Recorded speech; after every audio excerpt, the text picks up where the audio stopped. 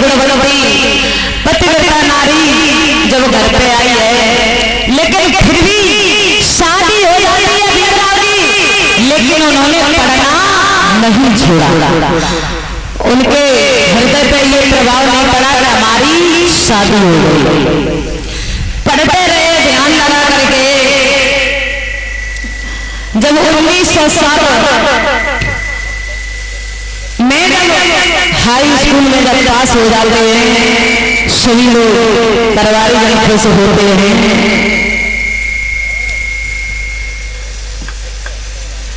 धीरे धीरे समय व्यतीत हुआ है। रमाबाई जब घर में समय को बिता रही है, पति का दुष्मत नहीं करती है, पति अगर करते हैं तो पढ़ने देते हैं।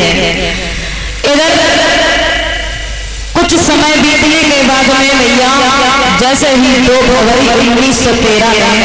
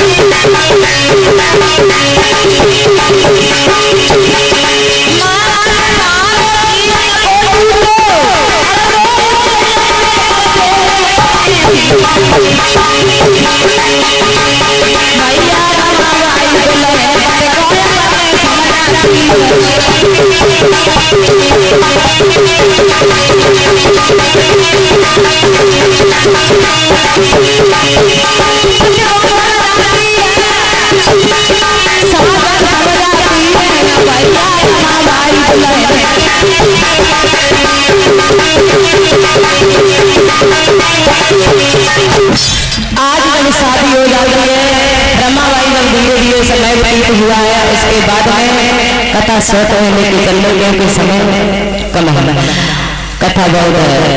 आज जब रामजी राव दुनिया से चले जाते हैं, इधर क्या होता है, जब रामजी राव खत्म हुए हैं, भीमराव अम्बेडकर रोने लगे, पिताजी पहले मेरी मैया मरी, अब आप चले गए, अब मैं कैसे जीवित रहेंगे। इधर रमाबाई आती है, अपने पति को समझाती है, चाचा जी आज पति की बात मानकर आज पति को जब समझाती है रमाबाई, इधर मेरे भाइयों भीमराव दिल में बहुत पछता रहे हैं। धीरे धीरे साथियों जब समय गुजरा तो भीमराव बड़ौदा में आए, बड़ौदा में नौकरी करने लगे।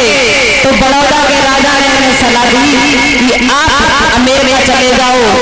अम्बेडकर ने जब ये सुना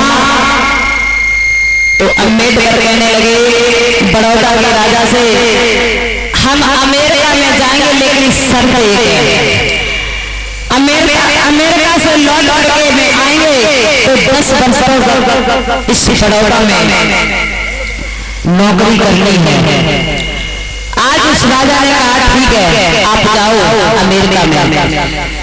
इधर 1913 की जब खास जुलाई आई तो आज ओपिया विश्वविद्यालय में जब अमेरिका में पहुंचे हैं तो एमए की शिक्षा पाई। जब भीमराव ने एमए किया है, उसके बाद में इनके दिल में संतुष्टि फिर भी नहीं हुई। आज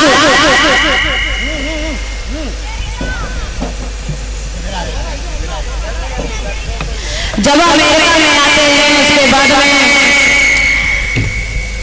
इधर शिक्षा प्राप्त करके सन 1916 में लंदन की सीट लगाई गई भीमराव अम्बेडकर।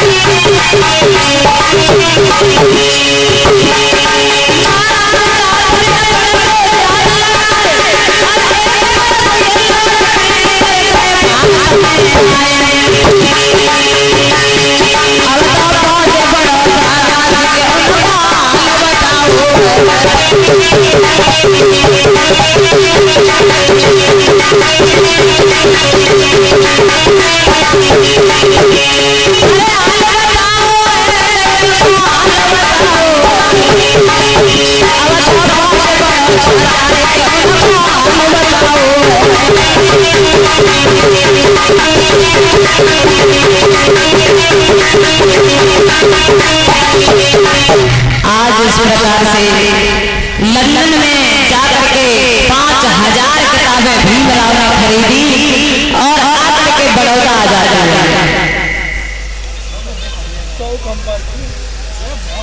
मन में बड़े हैरान हैं और भीमराव इधर बड़ौदा में जब आए हैं उन्होंने कहा कि मुझे नौकरी करनी है। उसी समय बड़ौदा के राजा ने कहा है आप समझो तुम अपनी नई कानून को निकालो। और जब ये बात कही है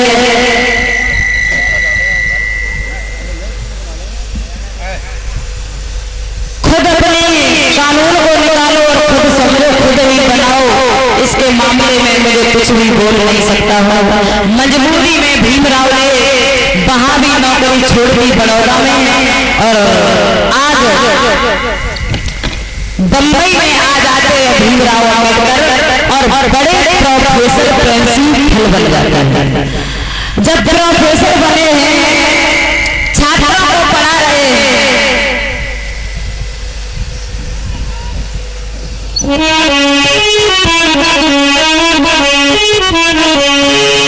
जिस समय बंबई में छात्रों को पढ़ा रहे थे और वहां पर भी छुआछूत की बीमारी ने पिछाई नहीं छोड़ा। मुश्किल से छुट्टी पिछाई और फिर से लगी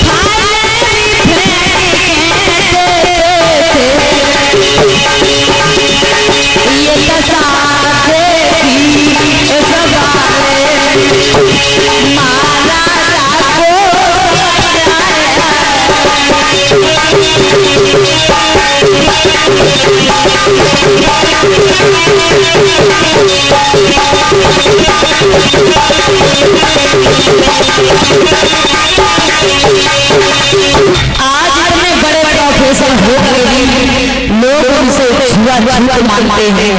चपरासी भी आते हैं भीमराव अम्बेडकर को फेंक के फायदे देते हैं।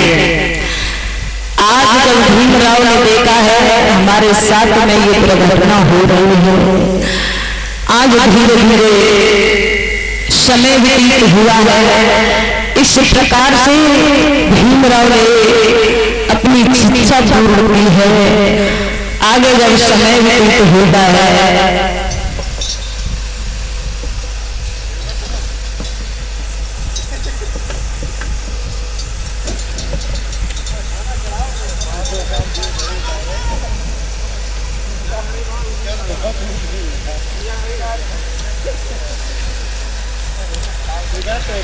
इधर कहते हैं जब भीमराव जो है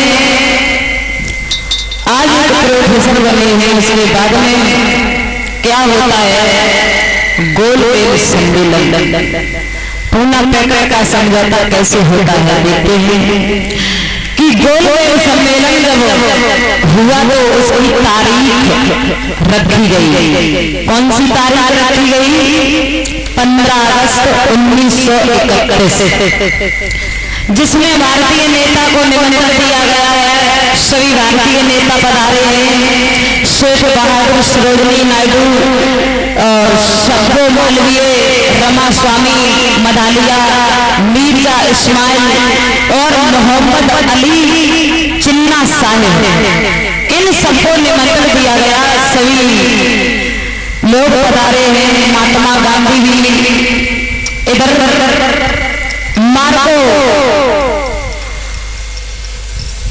मार्विंस पधारे हैं, जिनका नाम है बताया है। आज जब वहां पर पधारे हैं तो देखा है भीमराव अम्बेडकर ने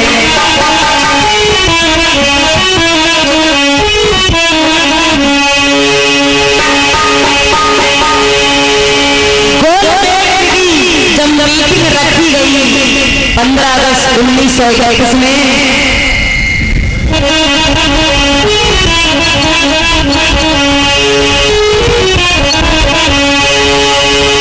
तो गांधी जी ने एक पत्र लिखा है। किसके लिए? भीमराव के लिए। पत्र में लिखा है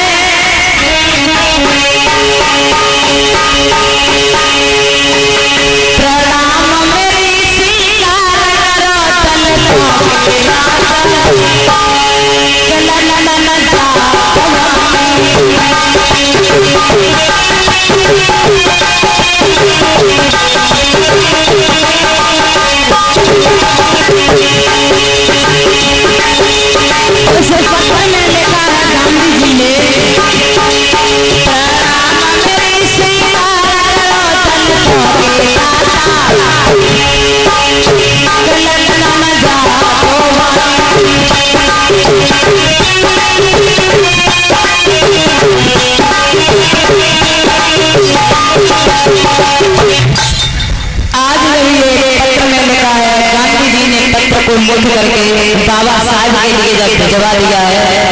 बाबा साहब ने उस खत को पढ़ा है भैया। उसी समय बाबा साहब महात्मा गांधी से मिलने के लिए आए।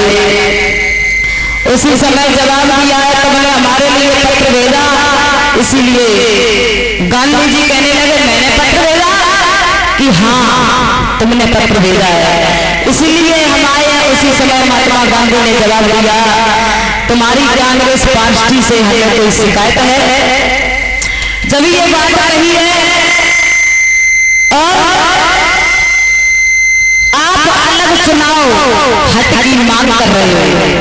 गांधी जी ने कहा अगर कांग्रेस पार्टी से कोई शिकायत है तो हमें बताओ, लेकिन आप अलग चुनाव की हट मत करो। जब ये बात आ रही है, अम्बेडकर ने कहा जी मैं अलग चुनाव की हट कर रहे हैं, मांग कर रहे हैं। और अम्बेडकर कहने लगे मैं ऐसा होने नहीं देंगे, क्योंकि मैं अपने जीतो जी हिंदू को बर्बाद नहीं होने देंगे। हिंदू लोग बर्बाद हो जाएंगे तो मालूम होना चाहिए कि हमारी कांग्रेस पार्टी ने दलितों के लिए कुछ नहीं किया है। भीमराव अम्बेडकर ने कहा। गांधी जी कहने लगे भीमराव अम्बेडकर क्या कह रहे, कुछ नहीं किया है। अरे मैंने तुम्हारे दलितों के लिए 24 करोड़ रुपए लगा दिए। भीमराव अम्बेडकर कहने लगे 24 करोड़ रुपए कि हाँ तुम्हें मालूम होना चाहिए तुम्हारा जन्म नहीं हुआ था, उससे पहले मैं दलितों के लिए 24 करोड़ रुपए लगा दिए। भीमराव कहने लगे अच्छा। अम्बेडकर ने कहा मिस्टर गांधी एक बार कान खोल कर सुन लीजिए, और आपकी ये कांग्रेस क्या क्या खेल खेल रही है और क्या क्या खेल की चली आई है हम लोगों के साथ में, अछूतों के साथ में। गांधी जी कहने लगे अम्बेडकर जो तुम चाहते हो मैं होने नहीं देंगे। उसी समय अम्बेडकर ने जवाब दिया मिस्टर गांधी जी कान खोल कर सुन लीजिए, हम जो करेंगे वो होकर ही रहेगा। डॉक्टर अम्बेडकर का चैलेंज है मिस्टर गांधी जी एक बार सुन लो। आप कह रहे हो हमारी कांग्रेस पार्टी ने 24 करोड़ रुपयों के लिए ये पैसा लगा दिए गए, लेकिन वो पैसा कहाँ गया? एक भी दलित का नाम तुम बता दो कि उस दलित के लिए मैंने 24 करोड़ रुपए लगा दिए गए। आप झूठ बोलते आए और हमारे दलितों के लिए ऐसे ही झूठ बोलते आए, कुछ नहीं किया आपने।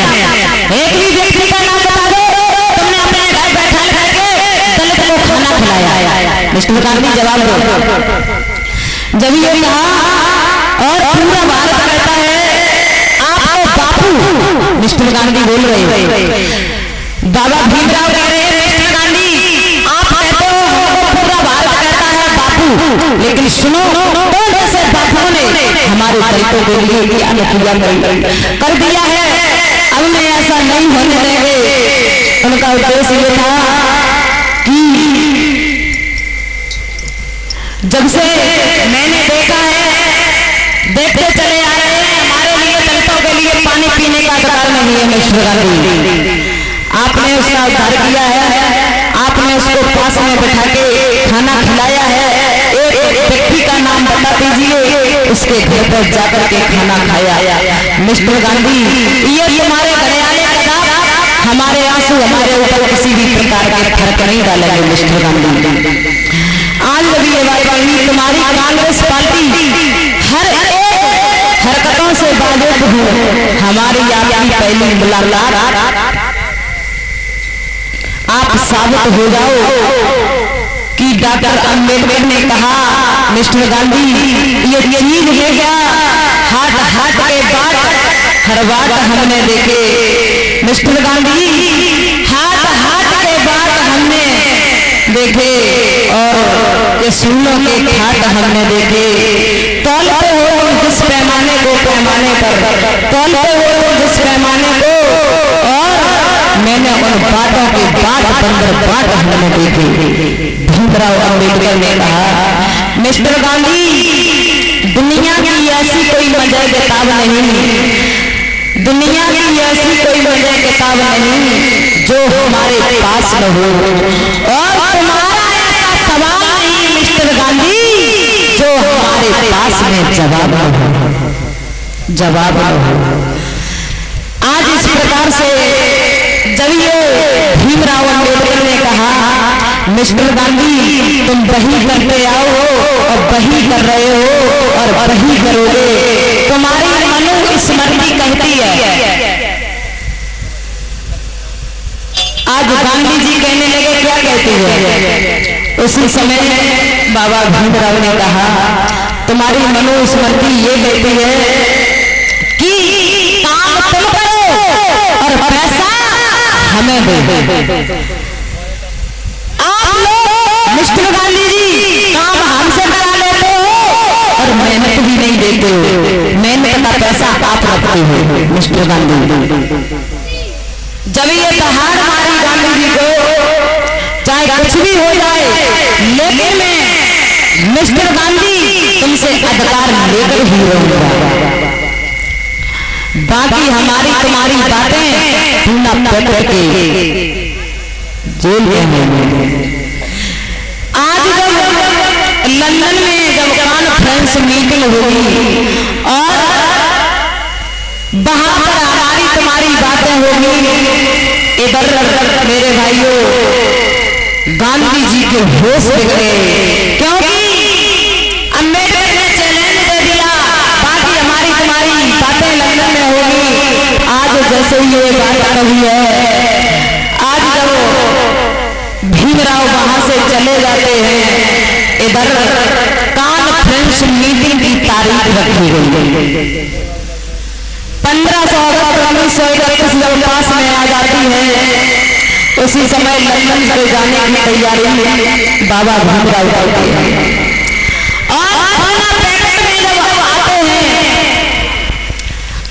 जैसे ही तैयारी की है, उसी समय रमाबाई के जितने भी पुत्र हुए थे संतानें, वो सब खत्म हो गई। सिर्फ एक ही पुत्र बचा था, उसका नाम था राजरतन। आज भैया रमाबाई उस पुत्र को गोदी में ले हैं। आज जैसे ही भीमराव मीटिंग के लिए तैयार होते हैं, अचानक राजरतन की तबीयत खराब हो गई। उसी समय रमाबाई कहने लगी स्वामी आप जा रहे हो लंदन को और हमारी तरफ देखो, ये छोटा सा बालक हमारी गोदी में है, इसकी तबीयत खराब हो रही है। उसी समय भीमराव अम्बेडकर कहने लगे रमाबाई अपना ख्याल, अपने बच्चे का ख्याल स्वयं रखो। अगर वे लंदन नहीं जाएंगे तो 11 करोड़ दलित मारे जाएंगे। आज जब ये बात कही चाचा जी, जैसे ही भीमराव अम्बेडकर ने दहली से आगे कदम रखा उसी समय राज रत्न के प्राण निकल जाते हैं। रमाबाई कहने लगी स्वामी अब भी तुम मान जाओ, मेरे बेटे के प्राण निकल गए। आज जैसे ये बात सुनी बाबा भीमराव मस्तक पकड़ के बैठ जाते हैं। भाई क्या हुआ है, मेरा अकेला पुत्र भी, अकेला पुत्र था वो भी चला गया, क्या करेंगे। आज रोने लगे भैया। रमाबाई कहने लगी स्वामी तुम कहाँ जा रहे हो। आज रो रही है भैया किस प्रकार से।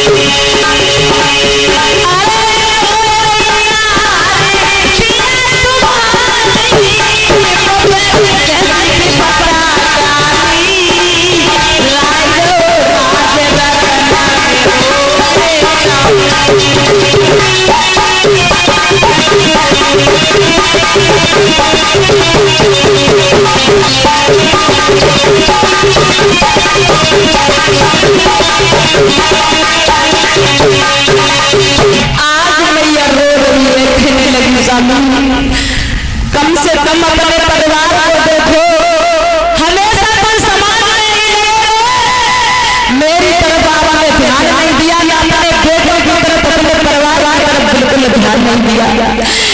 स्वामी ये बेटा मर चुका है। आज भीमराव अम्बेडकर ने जब सुना है रोने लगे।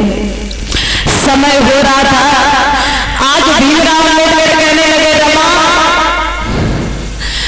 अब बेटा अपना जीवित नहीं होगा, और वहां पर जो लंदन में 11 करोड़ दलित हैं वहां पर अगर हम नहीं पहुंचे रमा तो वो 11 करोड़ दलित अवश्य मारे जाएंगे। रमाबाई कहने लगी स्वामी आप जा रहे हो, इतने पैसे नहीं हमारे पास में जो बेटा के ऊपर कफन डाल सकते। स्वामी कफन के लिए आप पैसा दे जाओ।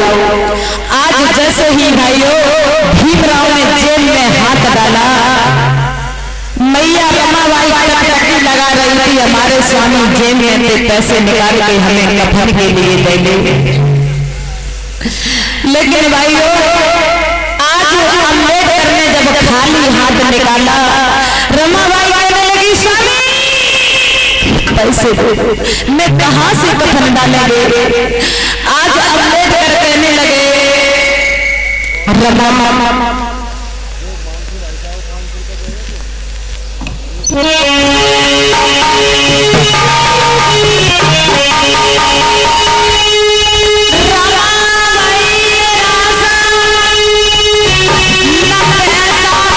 कैसे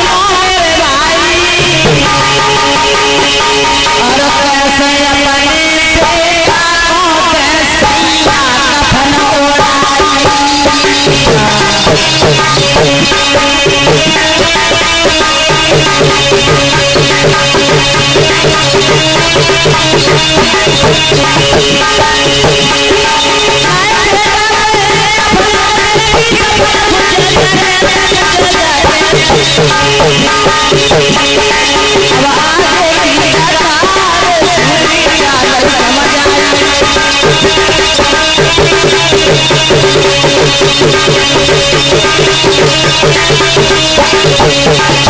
आज रमा कहने लगी पिया मुझे पैसे दिए जाओ।